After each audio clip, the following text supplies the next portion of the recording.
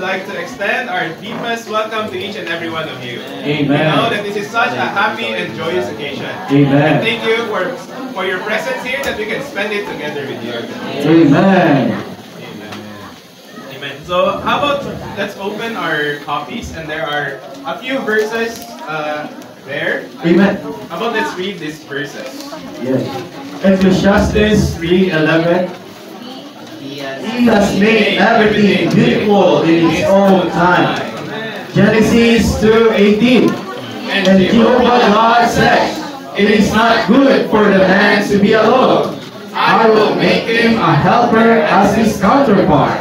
Revelation 19:7. Let us rejoice and exult, and let us give the glory to him. For the marriage of the Lamb has come, and his wife has made herself ready. Or how about let's pray these two verses, brothers and sisters. Ecclesiastes 3:11 and Revelation 19:7. Amen.